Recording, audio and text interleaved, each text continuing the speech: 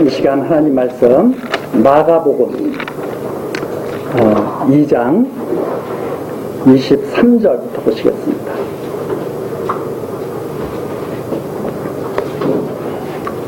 마가복음 2장 23절입니다.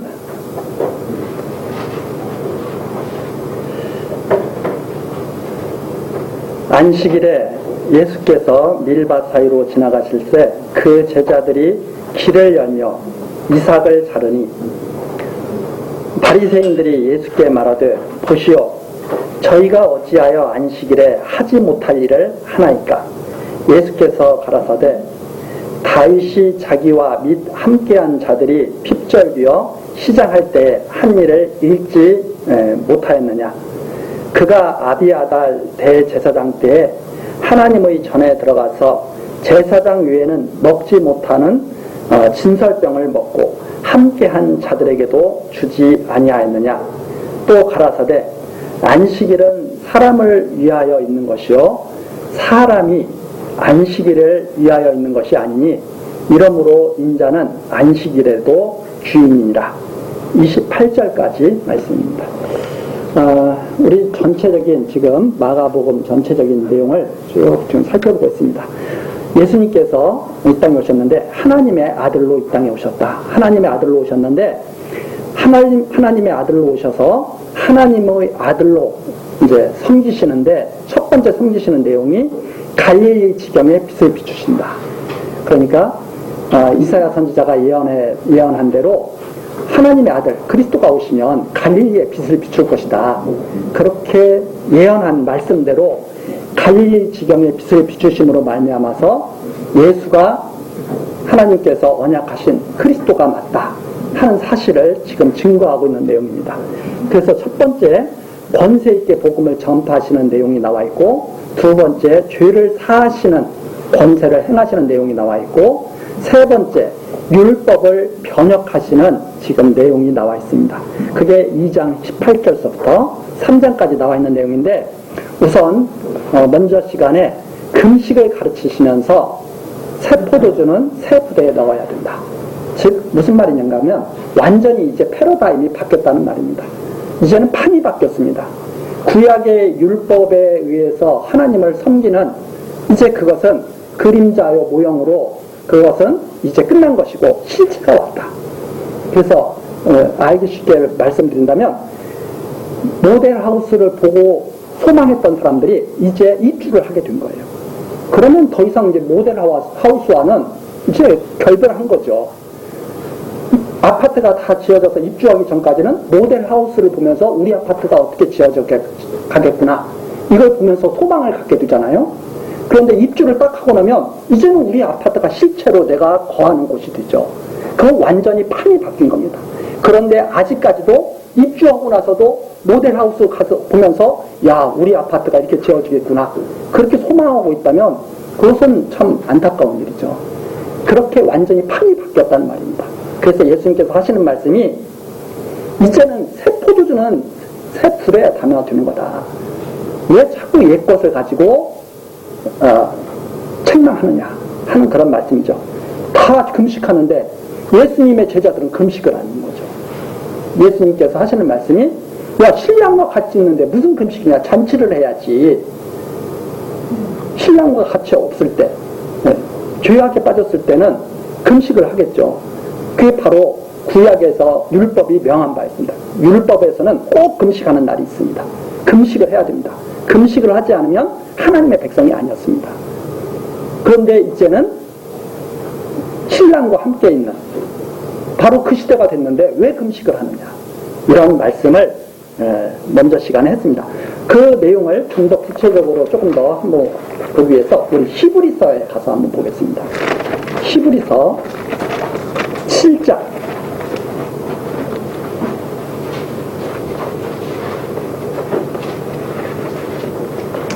히브리서 7장 11절서부터 한번 보죠.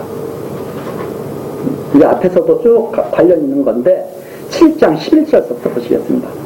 레위 계통의 제사 직분으로 말미암아 온전함을 얻을 수 있었으며, 그러니까 율법으로 말미암아 온전함을 얻을 수 있었으며, 이 말과 관구란 말입니다.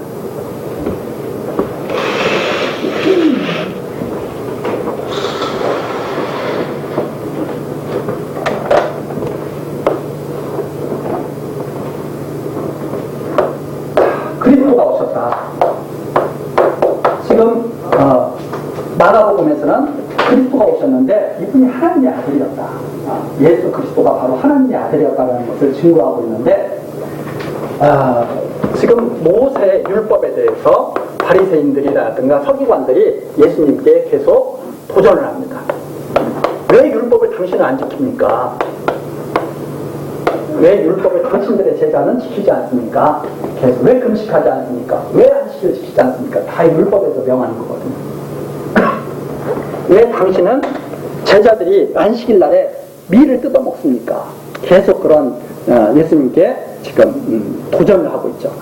예수님께서 거기에 대해서 지금 말씀해 주신 건데, 히브리서에서 우선 살펴보고 계속 예수님의 말씀을 우리가 이해하도록 해보겠습니다. 레위 계통의 제사 직분으로 말미암아 온전함을 얻을 수 있었으며, 그러니까 율법에서는 아론, 레위 지파의 아론의 아들들만 제사장이 될 수가 있었습니다. 아론의 아들로 태어나면 제사장이고, 그 아들로 태어나면 또 제사장이고, 자연스럽게. 그래서 다른 지파에서는 제사장이 나올 수가 없습니다.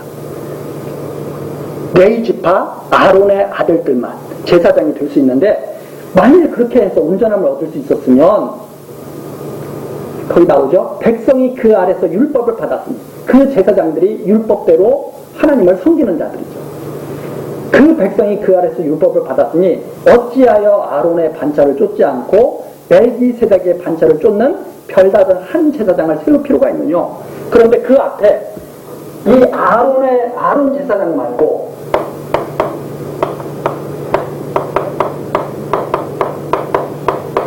이 앞에 아브라함 때 누가 있었느냐면,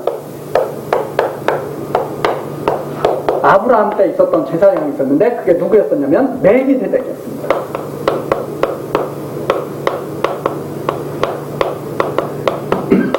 이 아브라함은 믿음의 조상이죠. 하나님께 복을 받은 믿음의 조상입니다. 이 아브라함이 10분의 1을 드리고 섬겼던 제사장은 멜기세덱이었습니다.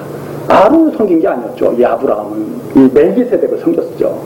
이 멜기세덱에게 복을 빌고 받고, 멜기세덱에게 얻었던 그 재물들 중에서 10분의 1을 멜기세덱에게 주는 내용이 창세기에 나오죠. 자, 그러면서 멜기세덱의 반차를 뚫는 제사장이 있을 것이다. 이 아브라함에게 벌써 말씀하시지 않았느냐. 아론 제사장을 쫓지 않고 율법을 쫓지 않고 멜기세덱 제사장을 쫓을 것을 벌써 보여주지 않았느냐, 이런 말씀이죠. 멜기세덱의 반차를 쫓는 별다른 한 제사장을 세울 필요가 있으면요, 제사 직분이 변혁한 즉, 이 제사 직분이 바뀌는 것이다. 이렇게 변혁한 즉 율법도 반드시 변혁하리. 율법 이거 반드시 이거 바뀌는 것이다. 이게 변혁하리니 이것은 한 사람도 제사니를 받들지 않은 다른 지파에 속한 자를 가리켜 말하는 것이다. 왜 이것은 이렇게 섬기게 됐느냐? 이게 바로 레위 지파인데, 레위 지파 말고 다른 지파에서 제사장을 세울 것을 갖다가 약속하신 것이다, 이 말입니다.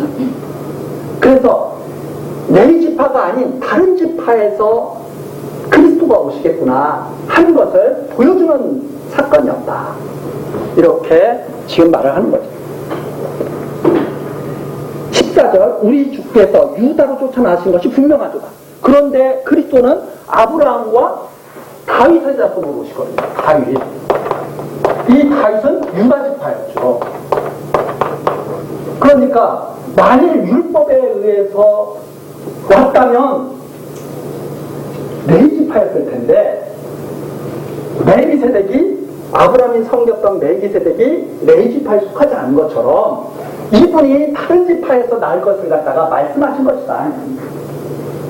그러니까 율법대로 아론 아들로 온 게 아니라 유다로 쫓아나신 것이 분명하다. 이 지파에는 모세가 제사장들에 관하여 말한 것이 하나도 없고, 15절 나오죠. 멜기세덱과 같은 별다른 한 제사장이 일어난 것을 보니 더욱 분명하다. 분명하지 않느냐? 그리스도가 분명하지 않느냐? 그런데도 이렇게 완전히 바뀌었는데도, 그렇죠? 이제는 이 율법에 의한 시대가 아니고 완전히 새 시대가 열리는 거죠. 바뀌었는데도 아직까지도 왜 금식을 하지 않느냐? 왜 안식일을 지키지 않느냐? 그 지금도 잘못 가르치는 데는 안식일날 모인다고, 주일날 모이는 것도 잘못됐다고 해가지고 안식일날 모이는 데도 많이 있잖아요. 성경 전체를 잘 이해를 못하고 자꾸 자기들의 눈에 보이는 좋은 대로 여기서 한 구절 저기서 한 구절 뽑아가지고 그렇게 가르치니까 자꾸 그런 말을 하게 되는 거죠.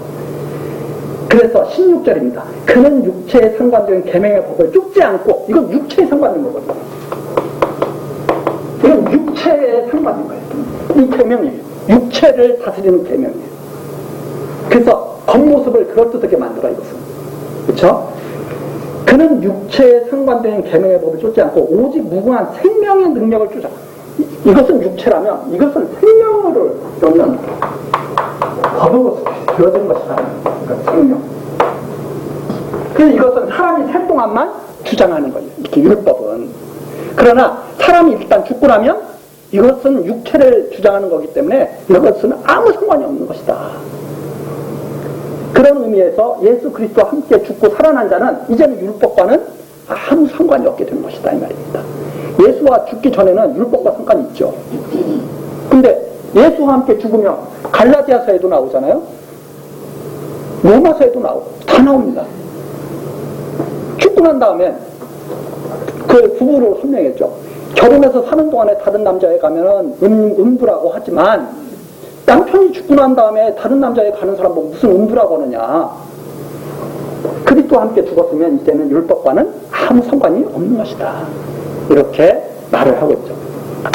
자, 그래서 17절 증거하기를 내가 영원히 멜기세덱 반차를 쫓는 제사장이라 하였도다. 그것이 시편에 나오는 예언이었다, 이 말입니다. 나는 레위지파의 아론 제사장을 쫓는 제사장이 아니라 멜기세덱을 쫓는 제사장으로 올 것을 갖다가 약속하신 것이다. 시편에 이미 벌써 약속하셨다. 18절 전의 계명이 연약하고 무익함으로 패하고, 이제는 이것은 육체가 얼마나 연약하고 다 이거 육체는 다 쓰러져가는 풀과 같은 거거든요. 우리가 지금 이렇게 살다가 나이가 들면 점점 약해지고 하다가 결국은 쓰러지는 거야. 육체. 이렇게 연약한 무익한 그런 계명을 쫓는 것이 아니라 19절 나오죠. 율법은 아무것도 온전케 못할지라.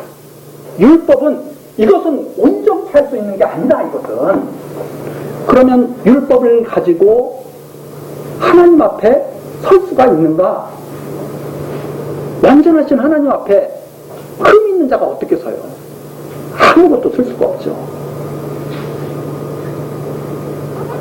그래서 이에 더 좋은 소망이 생기니 이것으로 우리가 하나님께 가까이 가는, 이 율법을 가지고 하나님께 가까이 가는 게 아니라 온전한 것, 이것은 온전한 것입니다.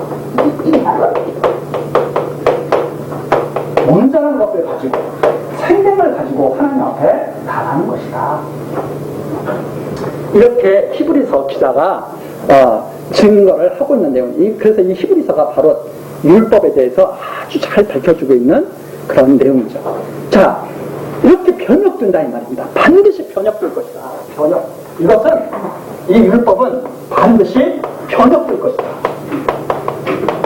그런데 이걸 누가 변혁시키죠? 사람이 변혁시킬 수 있고,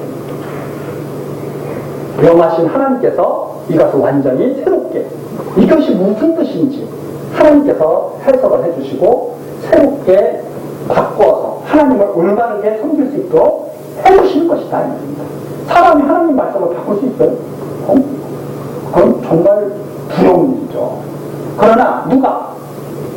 하나님께서, 이걸 명하신 하나님께서 이 뜻이 이것이라고 말해 줄 수 있는 분은 하나님 말씀이다. 근데 이분이 하나님의 아들로 오셔서 금시 새풀은 새풀에 담는 거야. 새 포도주는 새 포도주에 담는 거야. 안식 말씀 또 하시는 거죠. 자, 안식은 뭐라고 말씀하시는지 2장 23절 하시겠습니다. 안식일에 예수께서 밀밭 사이로 지나가실새 제자들이 길을 갖다가 열며, 길을 가며 뜻이죠. 길을 가며 이삭을 잘라서 막 먹는 거예요. 안식일에 이거 하면 안 되거든요. 그런데 바리새인들이 그걸 보고 안식일에 하지 못할 일을 왜 당신의 제자들은 합니까? 당신이 제사장이고 하나님을 그렇게 잘 섬기는 사람이면 제자들 똑바로 가르쳐야지 왜 그렇게 하게 합니까? 이렇게 말하는 거죠. 그랬더니 예수님께서 딱 말씀하십니다. 야, 구약시대 때 다윗이 굶었을 때 사울왕에게 쫓길 때죠. 사울왕에게 쫓겨갈 때 너무나 배가 고파서 한 일을 너희가 듣지 못했어? 그때 원래 율법에 의하면 진설병은 제사장만 먹는 거죠. 하나님께 이렇게 드렸던 그 떡을 제사장이 먹을 수 있는 건데 너무나 배가 고프니까 그 떡을 좀 먹으면 안 되겠냐고 다윗이 요청한 거예요.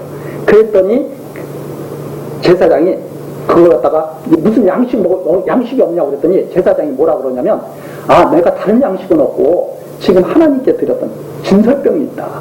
그 진설병을 갖다 줄 테니 먹으라 하고 제사장이 딱 준 거예요. 그러니까 다윗이 그걸 먹었죠. 먹고선 배고픔을 면하고 사울의 손에서 무사히 벗어난 적이 있습니다. 바로 그런 예를 들어주면서 봐라, 제사장 외에는 먹지 못하는 진설병을 먹고 함께한 자들에게도 주지 않았느냐. 율법이 뭐라고 생각하느냐 하고 물어보는 거죠. 율법이 도대체 뭐라고 생각하느냐. 가라사대 안식일은, 이게 율법에 의한 안식일이죠. 안식일은 사람을 위하여 있는 것이다. 다시 말하면 율법이 사람을 위해서 있는 것이지 사람이 율법을 위해서 있는 것이 아니다는 말과 똑같은 말입니다. 안식일은 사람을 위하여 있는 것이요 사람이 안식일을 위하여 있는 것이 아니니, 율법이 또 안식일이 왜 있느냐? 사람을 위하라고 있는 거예요. 사람이 살라고 있는 거예요. 하나님 잘 섬겨서 사람이 산 길을 열어주는 거예요. 예수님이 그렇게 말씀하십니다. 근데 이제는 사람이, 바리새인들은 어떻게 되냐면 안식일 때문에 사람이 거기에 다 맞춰서 살아야 돼.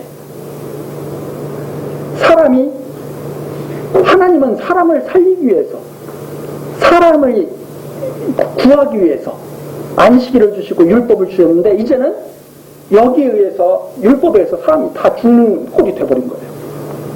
예수님께서 하시는 말씀이 왜 있는 줄 알아? 사람을 위해서 있는 거야. 사람을 살리라고 있는 거야. 하나님께 사람을 인도하라고 있는 거야. 그래서 율법을 갖다가 몽학 선생이라고 하죠. 율법 아래에 있으면 다 죽어요. 다 죄인이에요. 왜 있는 줄 알아? 죽이려고 있는 게 아니라 사람을 위해서 있는 거야. 즉 무슨 말이냐면 예수님과 앞에서 한 말씀이 똑같습니다. 지금 내가 왔는데 왜 이걸 가지고 죽이려고 그래? 내가 지금 다 살리려고 그러는데 나와 같이 있는데 뭐가 문제야? 이거 지키려고 굶어야 되겠어? 아니라는 거예요. 내가 주인이다. 내가 안식의 주인이다. 이거 다 내가 사람을 살리려고 다 모세를 통해서 다 명한 거야. 내가 이 안식, 사람들에게 안식을 주는 내가 주인이야. 이런 말씀을 지금 하시고 있는 거죠. 그래서 완전하게 나중에 이 안식일의 주인이신 예수님께서 이 율법을 완전히 다 이루시죠. 십자가에서 달려서 죽으신 다음에 완전한 안식, 숨도 안 쉬고 진짜 안식은 아무것도 아닌 거거든요. 하나님 안에서 편히 있는 거거든요. 그리고선 온전히 살아나는 거거든요. 그걸 누가 이루시느냐? 그리스도께서 이루시게 된 것이다. 그 말입니다. 내가 주인이다, 내가. 이런 말씀을 지금 하고 계신 거죠. 자, 그래서 이 바리새인들이 예수님께 오히려 책망을 했죠. 바리새인들은 지금도 그러는 거 아니에요? 금식해라, 안식일 지켜라. 그래서 원래 안식일은 토요일이거든요. 근데 주일을 갖다가 지금 또 안식일이라고 가르치는 또 지도자들도 참 기가 막히죠. 안식일을 지키려면 제대로 토요일날 지키는 게 맞죠. 왜 주일을 또 안식일이라고 지켜? 그러니까 주일을 안식일이라고 가르치는 사람들, 지금 목사가 제사장이라고 가르치는 사람들, 완전히 성경을 오해하고 있는 분들이죠. 제사장은 참으셨잖아요. 그리스도시고. 지금은 목사가 제사장이 아니라 그리스도 안에서 모두가 만 제사장이죠. 모두가 제사장이죠. 그런데 목사만 제사장이고 당신들은 평신도. 마치 카톨릭의 사제, 우리는 사제이기 때문에 따로. 예. 그래서 2층 교회관, 예? 상부교회, 하부교회. 그래서 하나님께 나갈 때도 우리는 그리스도를 통해서 직접 내가 하나님께로 그리스도를 앞서서 뒤따라서 우리가 다 같이 하나님께 나가는 거죠. 그런데 그렇게 나가는 게 아니라 너희들은 직접 하나님께 나갈 수 없으니까 나를 통해서 나가. 내가 대신 하나님께 고해주마. 이게 그런 이제 고해성사 같은 거. 이런 잘못된 가르침을 바꾸게 됩니다. 그게 아니에요. 이제는 그리스도께서 모든 이런 법을 다 변혁시키시고 당신이 주인이라고 하는 사실을 밝혀주고 계신 거죠. 그리고 나서 3장으로 넘어갑니다. 안식일에 선을 행하고 생명을 구하는 것이 합당한 것이다 이 말입니다. 3장 1절 예수께서 다시 회당에 들어가시니 거기 손마른 사람이 거기 있는지라 한편 손마른 사람이 거기 있는지라 사람들이 예수를 송사하려 하여 안식일에 그 사람을 고치시는가 엿보고는 이게 이제 철저한 그 율법을 아주 철저하게 지키는 사람들이죠. 율법을 철저하게 지키는 사람들은 진짜 그대로 살려고 막 애를 쓰잖아요. 그러니까 겉으로 봤을 때는 얼마나 거룩해요. 그렇죠? 사람들 보기에 흠을 안 잡힐 정도니까.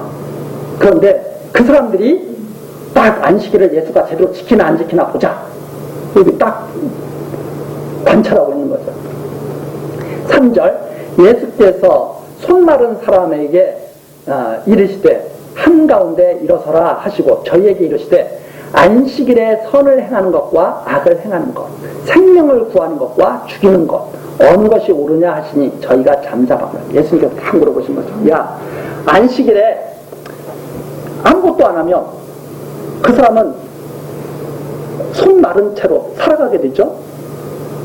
그런데 예수님께서 안식일에 그 손을 딱 고쳐주시면 그 사람은 참 편안하게 안식을 진짜 누리겠죠. 얼마나 마음에 평안이 없겠어요.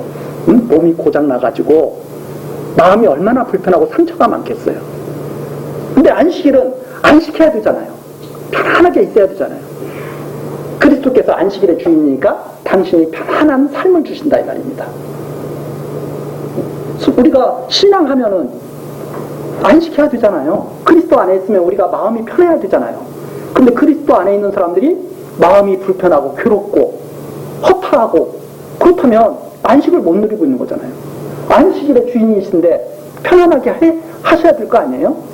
물어보는 거죠. 야, 아까도 말씀드렸지만 안식일이 사람을 위해서 있는 것이냐 사람이 안식일을 위해서 있는 것이냐 안식일에 선을 행하는 것이 옳으냐 악을 행하는 것이 옳으냐 구해주는 것이 옳으냐 구해주지 않는 것이 옳으냐 안식일에는 아무것도 하지 않아야 되거든요. 빠져 죽어가는 사람도 건져주면 안 된다고 바리새인들은 생각하는 거죠. 안식일에는 하나님만 섬겨야 되니까 예수님께서 물어보시는 거죠. 하나님을 진정으로 섬기는 것이 무엇이냐? 대답을 안 해.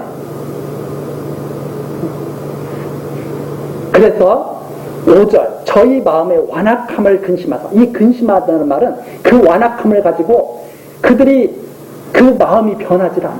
예수님이 이렇게 가르쳐도 율법대로 막 우리는 철저하게 지켜서 하나님께 나아간다고 막 생각하는 사람들이 그 당시 사람들이고 지금도 많이 있고 예수님께서 근심하셨다 이 말은 너무나 마음이 뭐랄까 우리식으로 말하면 분노하시는 거죠.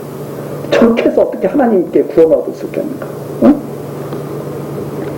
그래서 노하심으로 화가 나시는 거죠. 노하심으로 저희를 둘러보시고 그 사람에게 이르시되 내 손을 내밀라 하시니 그가 내밀매 손이 꼭 되더라. 그 사람에게 안식을 주잖아요. 안식일의 주인 편안하게 그동안 고통 속에서 살던 사람이 얼마나 기쁨이 충만하겠어요. 안식일에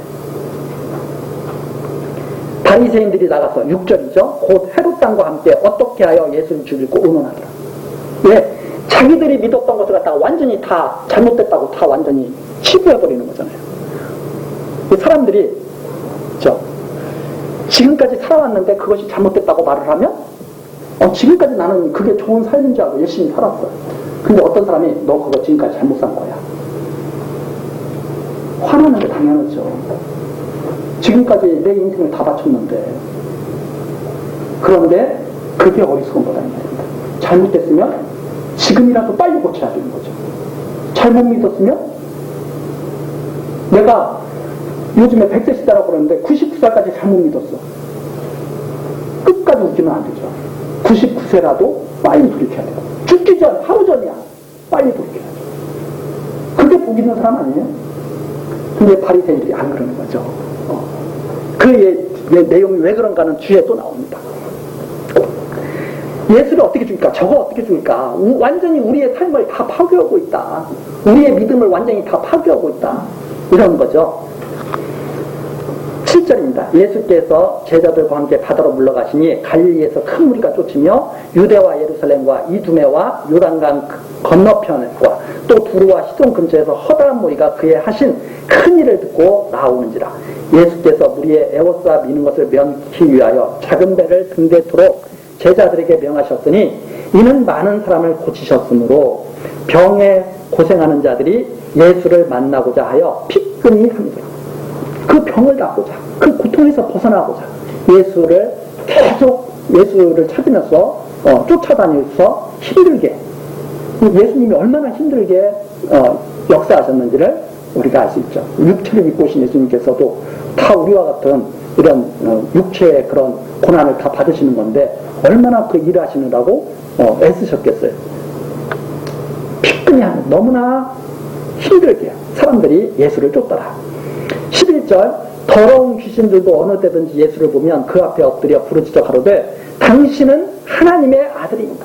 당신은 하나님의, 귀신들이 막 알고 먼저 떠드는 거예요. 사람들 아직 모르는데. 12절, 예수께서 자기를 나타내지 말라고 많이 경계하시나. 많이 경계하셨다. 아주 강하게 꾸짖었다 이 말입니다. 귀신들을. 그럼 우리 생각에는 예수가 하나님의 아들이라고 빨리 밝혀주는 게 좋지 않아? 이렇게 생각을 하죠.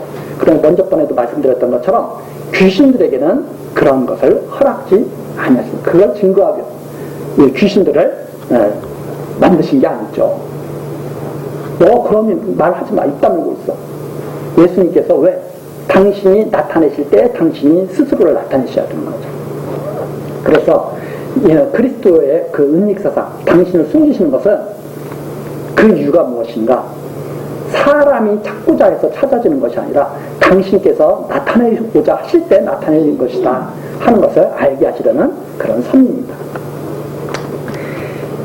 13절, 또 산에 오르사 자기의 원하는 자들을 부르시니 나온지라. 여기 나오죠. 바로 산에 오르사 13절부터 19절까지 원하는 자들을 불러서 사도로 세우셨다. 12사도로 세우셨다. 왜? 하나님의 아들이시기 때문에 이 내용이거든요. 그러니까 하나님의 아들이시기 때문에 기독교는 사람이 하나님을 찾아가는 종교가 아니라 하나님이 사람을 찾아오는 종교입니다. 그래서 그걸 갖다가 계시 종교라고 그러죠. 계시 종교. 하나님께서 나타나시는 거죠. 사람이 찾아서 찾아지는 게 아니라. 산에 오르사 자기의 원하는 자들을 부르시니 나온지라. 이에 12를 세우셨으니 이는 자기와 함께 있게 하시고 또 보내서 전도도 하며 귀신을 내어쫓는 권세도 있게 하려 하심이라. 하나님께서 12사도를 세우신 이유 함께 있게 하신다. 또 보내신다. 그리고 전도도 하게 한다. 그래서 사도, 보냄을 받은 자, 그런 의미가 있습니다. 이런 일을 하게 하시려고 12를 세우셨는데 16절, 이 12를 세우셨으니 시몬에게는 베드로란 이름을 더하셨고 또 세베대의 아들 야고보와 야고보의 형제 요한이니 이 둘에게는 보아너게 곧 우르의 아들이란 이름을 더하셨으며 또 안드레와 빌립과 바돌로메와 마테와 도마와 알페오의 아들 야고보와 및 타데오와 가나안인 시몬이며 또 가룟 유다니 이는 예수를 판 자로라. 예수를 판 가룟 유다까지 다 부르십니다. 왜 그렇게 하시는가 하면 당신이 하실 일을 다 정해놓으시고 다 부르시는 거죠. 가룟 유다는 예수를 팔도록 부르신 자들. 이게 가룟 유다가 처음부터 예수를 팔려고 자기가 찾아간 게 아니잖아요. 예수님께서 사도로 딱 세우신 거예요. 왜 세우셨는가? 나중에 팔게 하시고, 이게 뒤에 가면 차근차근 다 밝혀지죠. 자, 그래서 12를 세우셨다. 그럼 우리가 지금 여기에 율법을 변혁하셨다 그럽니다. 그럼 율법에서는, 이 아래서는 아브라함의 자손들이 12지파를 형성하게 됐죠. 그러나 이제는 그리스도께서는 12사도를 세우셔서 그게 무슨 의미인지 알게 하시는 거죠. 장차 그리스도께서 12사도를 세워서 하나님 나라를 전파하게 하실 것. 야곱의 자손 12아들을 하나님 나라, 12아들을 통해서 하나님 나라를 이루게 하시잖아요. 바로 그런 것들을 갖다가 벌써 그때부터 보여주시고 계시다고 하는 사실을 알게 됩니다. 그런데 이것을 갖다 또 이용해가지고 어떤 잘못된 이단들은 또 이걸 가지고 지금도 또 12지파가 있다고 또 난리를 치죠. 그거 아닙니다. 완전한 율법을 새롭게 말씀하시면서 그게 하나님 나라에 대한 약속이었다고 하는 것을 밝혀주는 그런 내용이에요. 자, 뒤에 가면 다 이런 것들이 좀 더 자세하게 이제 살펴볼 수가 있는 거죠. 자, 그렇게 해서 예수를 팔 가룟 유다까지 부르셨다. 그래서 자기 곁에 있게 하시고 또 전도도 하게 하시고 권세도 주셨다. 20절입니다. 집에 들어가시니 무리가 다시 모임으로 식사의 표를 돕니다. 너무나 찾는 사람들이 많고 해야 할 일, 병자를 고쳐서 죄를 사해 주시고 안식을 누리게 하시고 이러한 일들이 너무나 숨가쁘게 이루어지고 있는 거죠. 그래서 식사의 겨를도 없는지라 하나님 일에 대한 열심을 내시는 거예요. 누가 열심을 내시는가? 그리스도께서 열심을 내십니다. 열심. 지금 그리스도께서 열심히 내고 있는 것을 보고 계시고 사람들이 열심히 내고 있는 거예요. 그래서 우리 사람들은 자꾸 내가 열심히 해서 하나님께 나아갈 수 있다고 말하는데 그리스도께서 열심히 내셔서 하나님께 나오게 하는 거죠.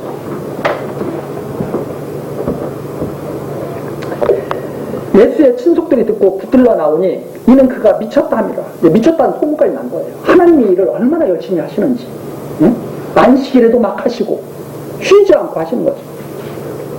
그러니까 미쳤다 소문이 났습니다. 예루살렘에서 내려온 서기관들은 저가 바울세불을 집혔다 하며 바알세불은 귀신들의 왕으로 알려지고 있거든요. 귀신의 왕이다 저거. 그런 거죠. 또 귀신의 왕을 힘입어 귀신을 쫓아낸다 하니 예수께서 저희를 불러다가 비유로 말씀하시되 사단이 어찌 사단을 쫓아낼 수 있느냐.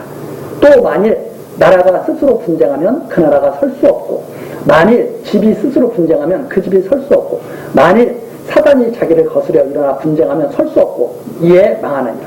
너희들 생각해봐라. 사단하고 싸운다니 그런 일이 어떻게 있을 수 있느냐 이러면서 악한 자끼리는 다 한 통속이 되는 거야.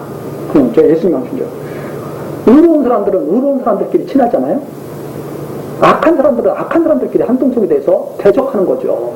어떻게 의인들이 의인들끼리 싸우고 악한 자들이 악한 자들끼리 싸우겠어요. 네. 그렇지 않는다 이 말이에요. 다 한 통속이 돼가지고 악인들은 의인을 대적하고 그러는 거죠. 예수님께서 그렇게 말씀하시면서 27절 사람이 먼저 강한 자를 결박하지 않고는 그 강한 자의 집에 들어가 세간을 늑탈치 못하리니 결박한 후에야 그 집을 늑탈하리라. 어떤 강도가 들어와서 물건을 털어가려면 그 집에 있는 장정들을 먼저 다 묶지 않느냐. 그리고 나서 물건을 터는 것이지 장정을 그대로 놔두고 물건 털고 그러면 도둑들이 어디 있느냐. 그렇게 말씀하시면서 예수님이 그 말씀하시는 거죠. 내가 지금 사단을 이렇게 지금 쫓아내고 귀신을 쫓아내고 하는 것은 내가 하나님 나라를 이루려고 하는 거야. 이런 의미를 가지고 하시는 말씀이죠.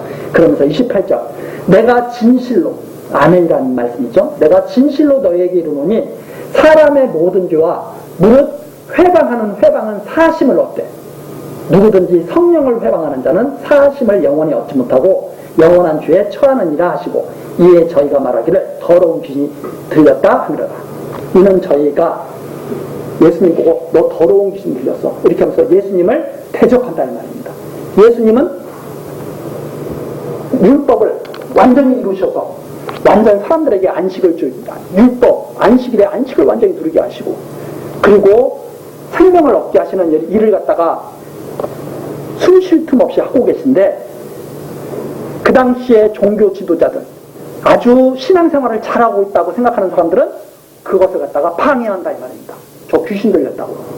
예수님께서 하시는 말씀이 다른 모든 죄는 다 사함을 받는 거야. 그런데 하나님이 하시는 일을 대적하는 자는 그건 사함을 받지 못하는 거야. 믿게 하는 것을, 예수를 그리스도로 믿게 하시는 일을 지금 열심히 하고 계신다 이 말입니다. 봐라, 내가 그리스도 맞아. 언약한 대로, 구약에 언약한 대로 와서 내가 지금 그대로 행하고 있지 않느냐. 그러니까 내가 그리스도가 맞아. 나 하는 일을 보고 믿으면 돼. 이렇게 말씀하시니까 바리새인들과 대제사장들이, 서기관들이 뭐라 그러냐면 저거 귀신이야, 믿지 마, 이렇게 말한다는 말입니다. 그러니까 생명을 주시는 그리스도를 믿지 못하게 방해하고 회방하는 자들은 그 죄는 용서받을 수 없는 것이다. 그런데 도둑질하고 안식일 좀 어기고 금식 좀 안 했다고 구원 못 받는 게 아니다. 그건 다 사하고 다 구원받을 수 있는데 그리스도를 믿지 못하게 회방하고 하나님을 대적하는 그 죄만은 용서받을 수 없는 것이다. 이렇게 예수님께서 지금 말씀하시죠. 이게 바로 성령 회방죄는 겁니다. 그러니까 성령 회방죄는 뭐냐? 예수를 그리스도로 믿지 못하도록 방해하는 것. 그게 바로 성령 회방죄예요. 성령께서 하신 일은 그건 뭐라고 할 수 있어요? 예수를 그리스도로 믿게 하시는구나. 이 성령께서 하신 일이라는 것을 알 수가 있습니다. 그리고 나서 31절부터 여기까지 이제 하죠. 때에 예수의 모친과 제자들이 와서 밖에 서서 사람을 보내 예수를 부르니 예수를 찾으러 온 거예요. 예수님을. 마리아하고 형제들이, 동생들이. 그래서 마리아가 동경녀인데 예수만 낳았다. 이런 것도 말도 안 되는 소리죠. 형제들도 있어요. 뒤에 마리아는 요셉과 사이에서 여러 형제들을 낳았다는 것을 알 수가 있죠. 자, 근데 와서 찾는 거예요. 우리가 예수를 둘러 앉았다가 여짜오되 보소서 당신의 모친과 동생들과 누이들이 밖에서 찾나이다. 대답하시되 누가 내 모친이며 동생들이냐 하시고 둘러 앉은 자들을 둘러보시며 가라사대 내 모친과 내 동생들을 보라. 바로 여기가 내 동생과 내 모친입니다. 율법이 육체에 관한 거라면 이제 그리스도께서 오셨으면 거기에서 이제 더 확실하게 신령한 나라로 나아가겠다는 거죠. 그래서 내 모친과 내 동생들을 보라. 누구든지 하나님의 뜻대로 하는 자는 내 형제요, 내 자매요, 내 모친이다. 그래서 이제는 신령한 나라. 그동안에는 유대 나라였다면 이제는 신령한 나라가 이루어지고 있는 거죠. 하나님.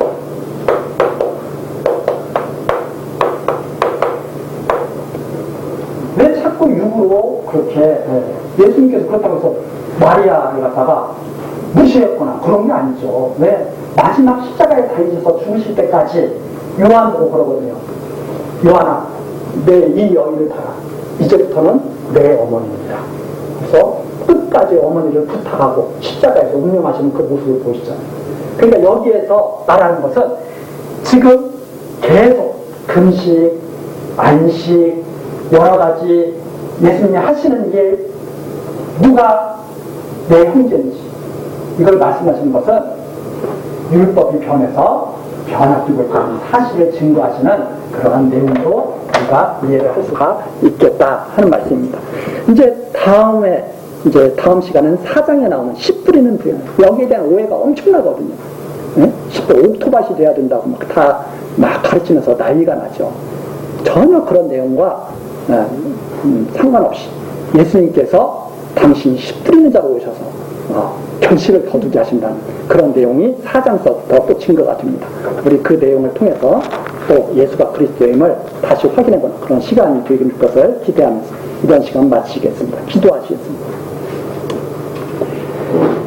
성도의 믿음을 온전케 하시는 하나님 아버지, 우리들을 불러서 진리의 말씀을 듣게 하시고 가르치시며 의의 길로 인도하여 가시니 감사와 찬송을 드립니다. 이 시간에도 예수님께서 선포하신 생명의 말씀으로 우리들을 힘차게 자라나게 하시고 믿음의 삶을 이루어 가도록 역사하셨습니다. 하나님 말씀 안에서 참으로 귀하고 아름다운 열매가 우리에게 결실되도록 온전히 지켜주옵소서. 예수 그리스도의 이름으로 기도드리옵나이다. 아멘.